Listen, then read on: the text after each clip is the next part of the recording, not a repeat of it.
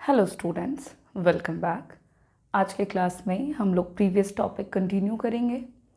Previous class में हम लोगों ने डिस्कस किया है determination of price and output for an individual firm under perfectly competitive market.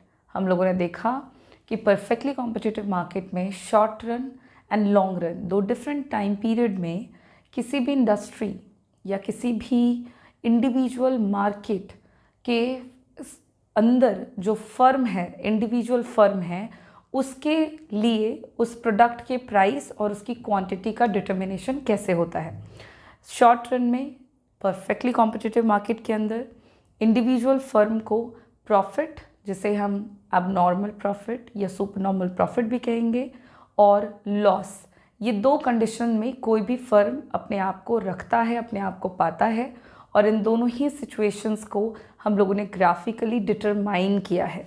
आज के क्लास में हम डिस्कस करेंगे परफेक्टली कॉम्पिटिटिव मार्केट, और परफेक्टली कॉम्पिटिटिव मार्केट के अंदर ही हम जानेंगे कि लॉन्ग रन में परफेक्टली कॉम्पिटिटिव मार्केट को डिस्कस करेंगे, और परफेक्टली कॉम्पिटिटिव मार्केट के अंदर का जो भी डिस्कशन होगा आज का हमारा, वो लॉन्ग रन रिलेटेड होगा। लॉन्ग रन में इंडिविजुअल फर्म को क्या मिलेगा, क्या देखने को मिलेगा, प्रॉफिट, लॉस, ये सारी चीज़ें हमारी आज इस क्लास में हम डिस्कस करेंगे। फिर हम आगे चलेंगे, और आपको मैं पहले बता दूं कि during a long period of time perfectly competitive market के अंदर एक इंडिविजुअल फर्म को नॉर्मल प्रॉफिट मिलता है।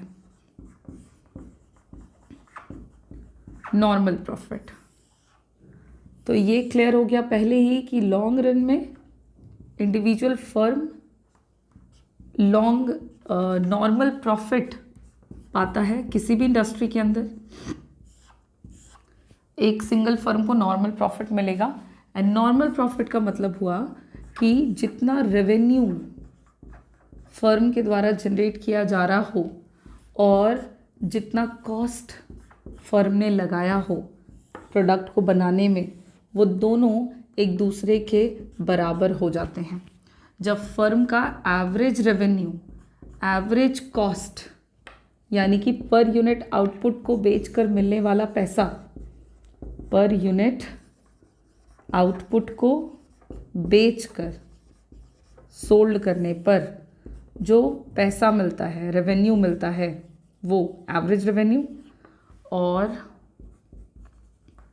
पर यूनिट आउटपुट को प्रोड्यूस करने में, बनाने में जितना खर्चा होता है, पर यूनिट आउटपुट को बनाने में जितना भी खर्च होता है, रेवेन्यू को ही हम मनी रिसीट कहते हैं, पैसा जो रिसीव किया जा रहा है, और कॉस्ट को ही आप एक्सपेंडिचर कहोगे, खर्च जो प्रोड्यूसर के द्वारा किया जा रहा है। तो अगर ये एक्सपेंडिचर और मनी रिसीट ये दोनों एक दूसरे के बराबर होते हों, रेवेन्यू या कॉस्ट एक दूसरे के बराबर हों, या एक यूनिट आउटपुट को बेचकर जितना पैसा मिल रहा है और एक यूनिट आउटपुट को बनाने में जितना खर्चा हो रहा है, अगर ये दोनों बराबर होंगे तो हम कहेंगे कि फर्म को नॉर्मल प्रॉफिट मिल रहा है। नॉर्मल प्रॉफिट का मतलब पहले आप समझ लोगे, तब जाकर के ग्राफिकली हम इसको देखेंगे। तो नॉर्मल प्रॉफिट मतलब हो गया अ सिचुएशन, कोई भी एक ऐसा सिचुएशन जहाँ पे एक इंडिविजुअल फर्म को जितना पैसा रेवेन्यू के तौर पे मिलता है और जितना भी पैसा उन्होंने उस वस्तु को बनाने में लगाया होगा, जब पर यूनिट आउटपुट को बेचकर जो पैसा मिले और पर यूनिट आउटपुट को बनाने में जो खर्चा हो, वो दोनों अगर सेम हो, बराबर हो, 10 रुपये बनाने में लग रहा है और बेचा एक सामान को तो बेचकर भी 10 रुपये मिला, तो कोई प्रॉफिट नहीं हुआ, कोई लॉस नहीं हुआ। Normal profit is a situation where a firm gets no profit and no loss. एक ऐसा सिचुएशन है जहाँ पे ना प्रॉफिट हो रहा है ना लॉस हो रहा है। 10 रुपये बनाने का खर्च आया था, बेच करके भी 10 रुपये मिल गया, तो 10 रुपया का 10 रुपया मिला तो ना ही कम मिला ना ही ज़्यादा मिला, तो ना ही प्रॉफिट हुआ ना ही लॉस हुआ। तो ऐसी स्थिति को हम नॉर्मल प्रॉफिट कहते हैं। बहुत बार बच्चे कंफ्यूज होते हैं कि इसको प्रॉफिट क्यों कहते हैं। प्रॉफिट शब्द यहाँ पर अकेला नहीं है, नॉर्मल प्रॉफिट के साथ लिखा हुआ है, जिसका मतलब है कि जितना आपने पैसा लगाया आपको उतना मिल गया है वापस। आपका कोई एक्स्ट्रा चार्जेस नहीं लगा, आपका ना ही कोई एक्स्ट्रा आपको गेन हुआ है। This is a normal situation for a firm. अब लॉन्ग रन में चूंकि एक लंबा वक्त है फर्म के लिए, काफ़ी लंबा वक्त है, और परफेक्टली कॉम्पिटिटिव मार्केट के फीचर्स भी हम जानते हैं। बहुत सारे सेलर्स होते हैं यहाँ पर, लार्ज नंबर ऑफ सेलर्स हैं, सारे मिलके एक ही जैसी वस्तु बेच रहे हैं, उनकी गुड्स भी आपस में बिल्कुल सिमिलर हैं, और फ्री एंट्री है, फ्री एग्जिट है। तो इन फीचर्स के साथ जब आप लॉन्ग रन में जाते हो, बहुत लंबे समय में, तो कोई भी इंडिविजुअल फर्म के पास इनफ वक्त है, समय है कि वो अपने फर्म को लॉस में जाने से बचा ले, और जैसे ही प्रॉफिट होगा, एक्स्ट्रा प्रॉफिट होगा, तो एक्स्ट्रा प्रॉफिट होने से चूंकि फर्म की एंट्री फ्री है, कोई भी फर्म नया नया मार्केट में आ सकता है, तो बहुत सारे फर्म्स प्रॉफिट देख करके अट्रैक्ट होते हैं कि इस पर्टिकुलर वस्तु को बेचने पर प्रॉफिट हो रहा है, तो नए फर्म्स मार्केट में एंटर करते हैं। जैसे ही नए नए फर्म्स मार्केट में आते हैं, वैसे ही मार्केट में सप्लाई जो है वो बढ़ जाता है, और प्रोडक्ट का जो प्राइस है वो कम होता है। प्रोडक्ट के प्राइस के कम होने से फर्म अपने नॉर्मल प्रॉफिट की स्थिति में आ जाता है। कहोगे कि प्राइस के कम होने से लॉस भी हो सकता है, बिल्कुल हो सकता है, लेकिन perfectly competitive market and long run का समय, most importantly long run, firm अपने आप को लॉस में जाने से बचाता है, और वो कुछ ना कुछ करके अपने आप को लॉस नहीं होने देता है। लेकिन एबनॉर्मल प्रॉफिट भी वो रिसीव नहीं कर पाते, एंड कुल मिला करके उनको जो सिचुएशन मिलती है देखने को, वो होती है नॉर्मल प्रॉफिट की। अब इस नॉर्मल प्रॉफिट के सिचुएशन को हम ग्राफिकली देखेंगे कि नॉर्मल प्रॉफिट को हम कैसे एक्सप्लेन कर रहे हैं। मैं बस ये एक टर्म यहाँ से हटाती हूँ।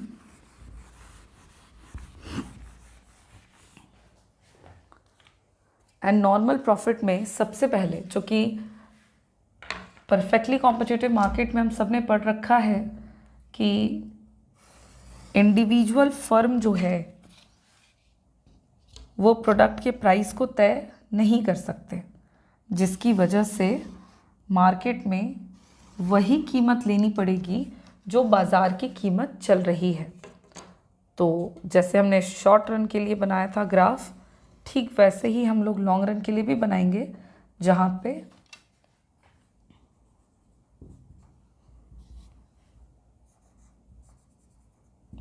एक्स और वाई एक्सिस ले रहे हैं। दो ग्राफ बनेगा, एक फॉर एन इंडिविजुअल फर्म और एक फॉर मार्केट। यहाँ पे फर्स्ट जो एक्सिस है एक्स और वाई एक्सिस पर हम लेंगे price of a commodity, x axis पर हम लेंगे क्वांटिटी ऑफ द कमोडिटी। अब हम देखेंगे डिमांड और सप्लाई कर्व को। Demand curve downward sloping firm का, सप्लाई कर्व जो होगा वो अपवर्ड राइजिंग होता है।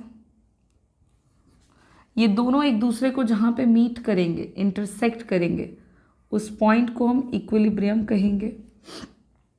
उसी बिंदु को लाकर जब हम हमारे वाई एक्सिस पर मिलाएंगे तो वो यहाँ टच करेगा, और यहाँ उसके टच होने से हमें मार्केट का प्राइस मिलेगा, which is OP. Market price मिल गया आपको ओपी। और इसी इक्विलिब्रियम पॉइंट से जब आप एक्स एक्सिस की तरफ बढ़ोगे तो आपको क्वांटिटी मिलेगी, जो कि मार्केट की क्वांटिटी होगी, बाज़ार में वस्तु की कितनी मात्रा बेची जा रही है आपको वो मिलेगी, एंड मार्केट की quantity will be O Q. इस तरह से बाज़ार में कीमत और वस्तु की मात्रा ये दोनों तय हो जाती है। मार्केट इक्विलिब्रियम हम ऑलरेडी पढ़ चुके हैं, प्रीवियस क्लास में आपको एक्सप्लेन किया है मैंने, एंड अकॉर्डिंग टू दैट अब हम लोग यहाँ पे मार्केट इक्विलिब्रियम को ग्राफिकली दिखा रहे हैं। अब क्योंकि परफेक्टली कॉम्पिटिटिव मार्केट में जो फर्म होता है, इंडिविजुअल फर्म होता है, वो प्राइस टेकर होता है, न कि प्राइस मेकर। तो कीमत जो बाज़ार में चलेगी, एक इकलौता फर्म वही कीमत बाज़ार में जो चलेगी उसी कीमत पर अपनी वस्तु को बेचेगा। वो अपने प्रोडक्ट की कीमत को खुद तय नहीं कर सकता। इस तरह से बाज़ार की कीमत मिल जाएगी, जो कि ओपी लाइन को हम लोगों ने बढ़ाकर यहाँ तक निकाला है।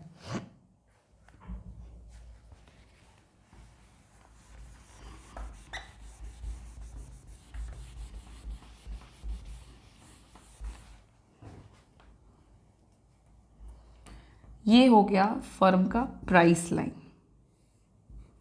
ठीक है, जहाँ पर एक्स एक्सिस पर फर्म की क्वांटिटी रहेगी और वाई एक्सिस पर इंडिविजुअल फर्म का रेवेन्यू और कॉस्ट लेंगे। रेवेन्यू एंड कॉस्ट क्यों लेंगे? क्योंकि रेवेन्यू और कॉस्ट की मदद से ही प्रॉफिट और लॉस को दिखाना है। इंडिविजुअल फर्म को प्रॉफिट या लॉस हो रहा है ये दिखाने के लिए revenue and cost Y axis पर और क्वांटिटी एक्स एक्सिस पर रहेगा। अब शॉर्ट रन के कॉस्ट हम लोगों ने पढ़े थे यू शेप के होते हैं। लॉन्ग रन के भी कॉस्ट कर्व्स के बारे में हम लोगों ने पढ़ा है। लॉन्ग रन कॉस्ट कर्व भी यू शेप का ही होता है। अच्छा, ये जो प्राइस लाइन है परफेक्टली कॉम्पिटिटिव मार्केट में प्राइस एवरेज रेवेन्यू के बराबर, तो यही एवरेज रेवेन्यू लाइन है। और जब एवरेज रेवेन्यू कांस्टेंट और parallel to the X axis, तो मार्जिनल रेवेन्यू भी कांस्टेंट और पैरेलल होगा, तो यही एमआर का कर्व भी होगा, ठीक है। अब आपको मैं बता रही थी कि कॉस्ट का जो कर्व है वो यू शेप का होता है शॉर्ट रन। तो short run average cost curve you shape का बनेगा कुछ ऐसा, इसको नाम दे देते हैं एसी। और मार्जिनल कॉस्ट कर्व भी यू शेप का बनता है, जो कि पहले घटता है एसी से ज़्यादा, फिर एसी के मिनिमम पॉइंट पे उसको इंटरसेक्ट करेगा और फिर वो एसी से भी ज़्यादा बढ़ने लगेगा। ये मार्जिनल कॉस्ट का कर्व होगा। अब आप इस बिंदु पर, अब आप इस ग्राफ में देखोगे हमें इक्विलिब्रियम का कंडीशन चाहिए। For the equilibrium condition, long run का भी कंडीशन सेम रहेगा। इक्विलिब्रियम के लिए नेसेसरी कंडीशन है मार्जिनल रेवेन्यू का मार्जिनल कॉस्ट के बराबर होना। ये एमसी का कर्व है डॉटेड, ये एमआर का कर्व है। इन दोनों को आप देखोगे कि एक दूसरे को कहाँ इंटरसेक्ट कर रहे हैं, आपको यहाँ पर एक पॉइंट मिलेगा। इस पॉइंट को हम इक्विलिब्रियम कहेंगे। इक्विलिब्रियम पॉइंट से आप लाओगे एक्स एक्सिस तक एक स्ट्रेट लाइन, तो आपको क्वांटिटी मिलेगी। तो इंडिविजुअल फर्म की जो क्वांटिटी मिली वो है ओ क्यू, कि ये इकलौता फर्म जो है वो बाज़ार में ओ क्यू मात्रा वस्तु की बेचेगा। और इक्विलिब्रियम से हमें एवरेज रेवेन्यू और एवरेज कॉस्ट कर्व तक जाकर ये देखना होगा कि फर्म को प्रॉफिट हो रहा है कि लॉस। तो जब आप इस इक्विलिब्रियम पॉइंट पर होते हो तो एवरेज रेवेन्यू का लाइन तो यही है, तो ए आर भी आपका क्या हो जाएगा, यहाँ पे मान लो नाम दे देते हैं हम O R. So O to R is the revenue. Firm का रेवेन्यू जो है वो हो गया आपका क्या, ओ आर। और इसी इक्विलिब्रियम से हमें एसी कर्व तक जाना है, तो कॉस्ट का कर्व भी देखो यहीं पर टच कर रहा है। ये ब्लू लाइन से कॉस्ट का कर्व है जो कि बिल्कुल इसी बिंदु पर टच कर रहा है। तो कॉस्ट भी अगर आप स्ट्रेट लाकर वाई एक्सिस पे मिलाओगे तो ओ आर ही रहेगा। तो cost is equals to O R. अब इस बिंदु पर हम देखेंगे कि फर्म को लॉस हो रहा है कि प्रॉफिट, तो यहाँ पर फर्म को जो मिल रहा है वो है नॉर्मल प्रॉफिट, क्योंकि इस पॉइंट पर, पॉइंट ई पर रेवेन्यू एंड कॉस्ट एक दूसरे के बिल्कुल बराबर है। जितना रेवेन्यू है ओ आर, बिल्कुल उतना ही कॉस्ट है ओ आर। और रेवेन्यू एंड कॉस्ट जब एक दूसरे के बराबर होंगे तो इसी पॉइंट को हम नॉर्मल प्रॉफिट के नाम से जानेंगे। यानी फर्म को ना एक्स्ट्रा प्रॉफिट हो रहा है और ना ही लॉस हो रहा है। तो ये है नॉर्मल प्रॉफिट का सिचुएशन परफेक्टली कॉम्पिटिटिव मार्केट के अंदर एक इंडिविजुअल फर्म के लिए। ग्राफ बनाना अगेन बहुत आसान है, मार्केट इक्विलिब्रियम से शुरू करके परफेक्टली कॉम्पिटिटिव मार्केट में खासकर, क्योंकि यहाँ पे फर्म्स प्राइस टेकर होते हैं। तो मार्केट इक्विलिब्रियम से शुरू करके आपको इंडिविजुअल मार्केट तक पहुँचना, इंडिविजुअल फर्म तक पहुँचना है। और मार्केट का इक्विलिब्रियम जहाँ पे डिमांड बराबर सप्लाई होता है वो है, डिमांड और सप्लाई जहाँ पे एक दूसरे के बराबर होंगे वहाँ पे प्राइसेस तय हो जाएगा और वहीं पर क्वांटिटी तय होगा। प्राइस के तय होते ही इंडिविजुअल मार्केट का जो डिमांड प्राइस है वो मिल जाता है इंडिविजुअल मार्केट के प्राइस के मिलते ही average revenue and marginal revenue मिल जाता है। मार्जिनल रेवेन्यू और एवरेज रेवेन्यू को बनाने के बाद आप यू शेप का कॉस्ट कर्व बनाओगे, और नॉर्मल प्रॉफिट को दिखाने के लिए ध्यान रहे एवरेज कॉस्ट और एवरेज रेवेन्यू का कर्व बस एक दूसरे को टच करें, कट करके नीचे या ऊपर नहीं बनाना है, आपको बस टच कराना है। टच कराने से आपका जो नॉर्मल प्रॉफिट का सिचुएशन है वो आप आसानी से दिखा पाओगे। और इसी के साथ हमारा परफेक्टली कॉम्पिटिटिव मार्केट के अंदर लॉन्ग रन में किसी भी फर्म को क्या मिलता है हमने वो देखा, और ग्राफिकली हमने उसका एप्लीकेशन देख लिया है। अब इस टॉपिक को फिनिश करते हुए पहुंचेंगे हमारे अगले फॉर्म ऑफ मार्केट पे, और अगला फॉर्म है मोनोपोली मार्केट। मोनोपोली मार्केट के फीचर्स हम लोगों ने पढ़े हैं, और मोनोपोली मार्केट में किसी भी फर्म को क्या मिलता है, लॉन्ग रन में, शॉर्ट रन में क्या मिलता है, ये सारी चीज़ें अब हम लोग वन बाय वन करके डिस्कस करेंगे। तो सबसे पहले आप एक काम करें, मोनोपोली मार्केट के फीचर्स को रिवाइज कर लीजिए। मोनोपोली मार्केट एक ऐसा बाज़ार जहाँ पे इंडिविजुअल सेलर होगा जो कि यूनिक वस्तु को बेचेंगे, उनके प्रोडक्ट की कीमत को वो कुछ भी तय कर सकते हैं। रेवेन्यू के चैप्टर में हम पढ़ चुके हैं कि मोनोपोली मार्केट का रेवेन्यू कर्व कैसा बनता है।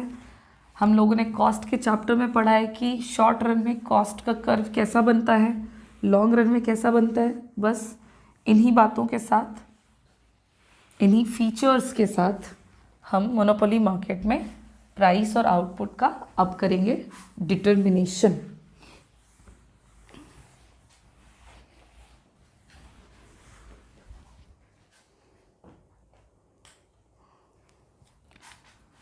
तो अब हम करने जा रहे हैं price and output determine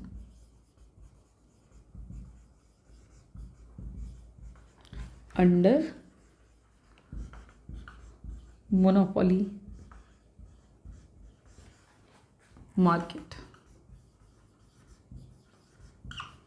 determination जानने के लिए अगेन आपको रिकॉल तो करना ही पड़ेगा फर्म के मार्केट के फीचर्स को।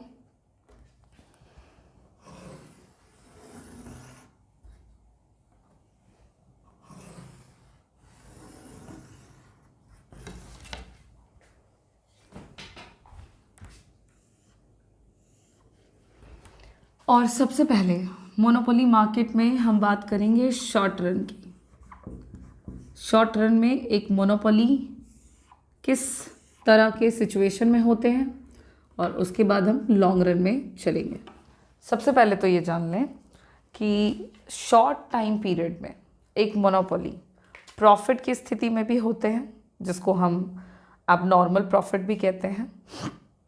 और शॉर्ट रन में आपको ये जानकर हैरानी हो सकती है कि एक मोनोपोली को लॉस की स्थिति भी देखने को मिलती है। तो लॉन्ग रन और शॉर्ट रन से फर्म के प्रॉफिट और लॉस का जो गेन है वो चेंज हो जाता है, और शॉर्ट रन में मोनोपोली को एबनॉर्मल प्रॉफिट मतलब अत्यंत लाभ,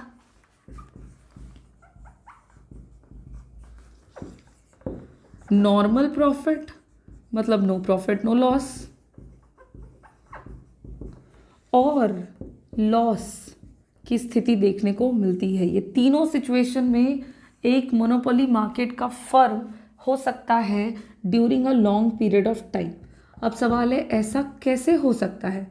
मोनोपोली सिंगल सेलर है, एबनॉर्मल प्रॉफिट तो फिर भी ठीक है, समझ आ रहा है, नॉर्मल प्रॉफिट भी हम समझ पाएंगे, लेकिन लॉस कैसे हो सकता है? इसको लेकर काफ़ी कन्फ्यूजन होता है कि मोनोपोली मार्केट में एक फर्म को लॉस कैसे हो जाता है। देखिए, मोनोपोली जो भी वस्तु बेच रहे हैं बिल्कुल वो सिंगल सेलर है, उनके वस्तु का कोई सब्स्टिट्यूट पूरे बाज़ार में उपलब्ध नहीं होता है। लेकिन हम एज अ कंज्यूमर एक ही तरह की वस्तु को लंबे समय तक नहीं खरीदते, जिसके कारण मोनोपोली मार्केट में जैसे जैसे वस्तुएं जब तक कंज्यूमर्स के डिमांड में होती है।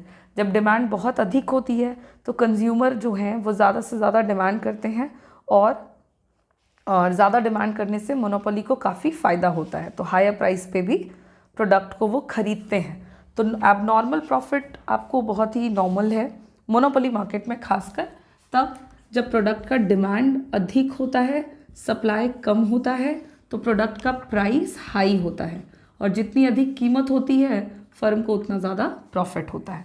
तो ये चलता है। लेकिन धीरे धीरे लोग यानी कंज्यूमर्स प्रोडक्ट को खरीदते हुए बोर होते हैं। बोर इसलिए होते हैं क्योंकि एज अ कंज्यूमर हम एक ही तरह की वस्तु की मांग बहुत लंबे समय तक नहीं कर पाते, जिसके कारण फर्म के द्वारा जो वस्तु बेची जा रही होती है उसकी मांग धीरे धीरे कम होती है।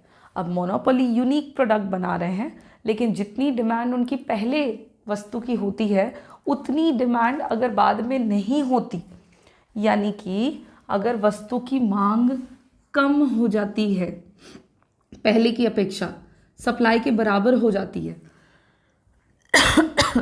तो वस्तु की कीमत थोड़ी कम होती है और मोनोपोली को प्रॉफिट, वस्तु की कीमत थोड़ी सी कम होती है जिससे कि मोनोपोली को नॉर्मल प्रॉफिट मिल रहा होता है, लॉस नहीं होता है। लेकिन मोनोपोली ऐसी स्थिति में भी हो सकते हैं जब उनके प्रोडक्ट की डिमांड बहुत ज़्यादा कम हो जाए, सप्लाई ज़्यादा हो जाए। ये स्थिति भी मोनोपोली के साथ हो सकती है जब उनकी वस्तु की मांग बहुत कम और उसका सप्लाई मार्केट में बढ़ जाए। तो जब मांग बहुत कम हो जाएगी तो खरीदने वाले लोग कम बचेंगे और मोनोपोली के पास वस्तु का स्टॉक बचेगा, तो वस्तु की जो कीमत होती है, प्रोडक्ट का जो प्राइस होता है वो घटता है।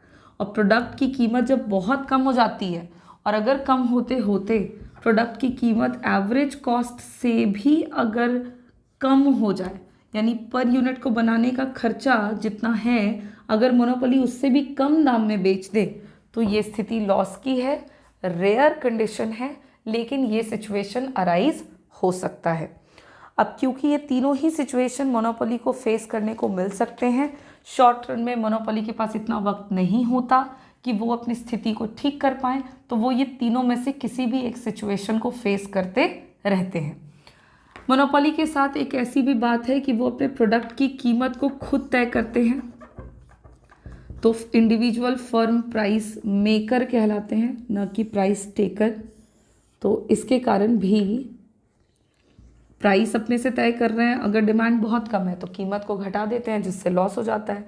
प्राइस खुद से तय कर रहे हैं और मार्केट में डिमांड बहुत है तो कीमत को बढ़ा देते हैं ताकि उनको एबनॉर्मल प्रॉफिट हो, और अकॉर्डिंग टू सिचुएशन वो दाम को कम भी कर सकते हैं।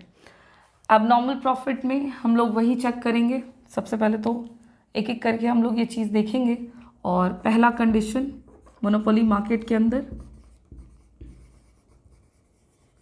एबनॉर्मल प्रॉफिट, जिसे हम सुपर नॉर्मल प्रॉफिट के नाम से भी जानते हैं।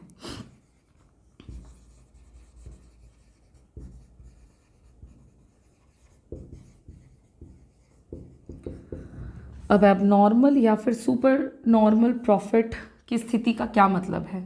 तो एबनॉर्मल प्रॉफिट या सुपर नॉर्मल का साफ मतलब है कि जब फर्म का एवरेज रेवेन्यू एवरेज कॉस्ट से बड़ा होगा, जब फर्म का एवरेज रेवेन्यू एवरेज कॉस्ट से बड़ा होगा, तो जो गैप आएगा दोनों के बीच में, वो गैप सुपर नॉर्मल प्रॉफिट को दिखलाएगा। फर्म को जब ज़्यादा लाभ होने लगे, उनको पर यूनिट आउटपुट को बेचकर जो पैसा मिल रहा है वो पर यूनिट आउटपुट को बनाने के खर्च से अगर अधिक हो जाता है, तो ये सिचुएशन सुपर नॉर्मल प्रॉफिट को दिखलाता है। अब इस स्थिति को हम ग्राफिकली देखते हैं, जहाँ पर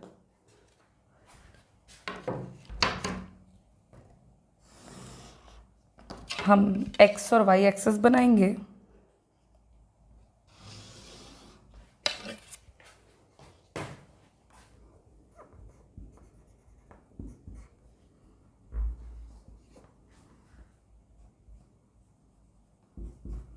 एक्स एक्सिस पर हम ले लेंगे क्वांटिटी और वाई एक्सिस पर हम लेंगे revenue and cost. Y axis पर हम लोग रेवेन्यू एंड कॉस्ट को शो करेंगे क्योंकि हमें प्रॉफिट और लॉस देखना है। अब रेवेन्यू एंड कॉस्ट देखते हुए, अच्छा, मोनोपोली मार्केट में भी इक्विलिब्रियम की अगर बात की जाए कि संतुलन कहाँ पर होगा, तो संतुलन की जो शर्त है वो एक ही है, वो बदलेगी नहीं। और संतुलन की शर्त वहाँ जहाँ पर मार्जिनल रेवेन्यू मार्जिनल कॉस्ट के बराबर होगा और मार्जिनल कॉस्ट का कर्व कट करेगा मार्जिनल रेवेन्यू के कर्व को नीचे से, फ्रॉम बिलो। ये संतुलन की दो शर्त है। ये दोनों शर्तें जहाँ पूरी होती हैं मार्केट अपने इक्विलिब्रियम पर वहीं होता है। अब मोनोपोली मार्केट के अंदर फर्म का रेवेन्यू कर्व जो है वो डाउनवर्ड स्लोपिंग होता है। This is the average revenue line. Why? Because monopoly market में, वैसे हम लोगों ने सेपरेटली ये बातों को पढ़ा है कि एक मोनोपोली जो है वो अपने प्रोडक्ट की कीमत और उसकी क्वांटिटी के बीच में हमेशा उल्टा संबंध रखता है। अगर मोनोपोली को वस्तु की ज़्यादा मात्रा बेचनी है तो वो वस्तु की कीमत को घटा देते हैं, और अगर मोनोपोली को कम क्वांटिटी बेचनी है तो वो वस्तु की कीमत को बढ़ा देते हैं। तो इस तरह से ये उल्टा संबंध रखते हैं और प्राइस के बराबर होता है एवरेज रेवेन्यू, इसलिए प्राइस लाइन और एवरेज लाइन दोनों के दोनों डाउनवर्ड स्लोपिंग होंगे। हम लोगों ने ये पढ़ा है कि जब एवरेज रेवेन्यू डाउनवर्ड स्लोपिंग होगा तो मार्जिनल रेवेन्यू भी डाउनवर्ड स्लोपिंग होगा और एवरेज रेवेन्यू से नीचे होगा, क्योंकि जब AR डिक्रीज करता है तो MR भी डिक्रीज करता है और मार्जिनल रेवेन्यू एवरेज रेवेन्यू से ज़्यादा डिक्रीज कर जाता है, जिसकी वजह से जब कर्व बनेगा तो मार्जिनल रेवेन्यू का कर्व एवरेज रेवेन्यू कर्व के नीचे बनेगा अंडर मोनोपोली मार्केट। ये हो गए revenue curves. Now cost curve में जो short run average cost curve है वो यू शेप का होता है। Short run average cost curve is U-shape, excuse me, and short run marginal cost curve भी U-shape के होते हैं। एवरेज कॉस्ट कर्व को लोअर पॉइंट पे कट करते हुए ऊपर की तरफ जाते हैं। ये मार्जिनल कॉस्ट कर्व है। अब हम लोगों को चेक करना है कि इक्विलिब्रियम कहाँ पर होगा, रेवेन्यू कहाँ पर होगा एंड कॉस्ट कहाँ पर होगा। थोड़ा सा इधर स्पेस बना लेते हैं ताकि रेवेन्यू एंड कॉस्ट को हम लोग दिखा सकें।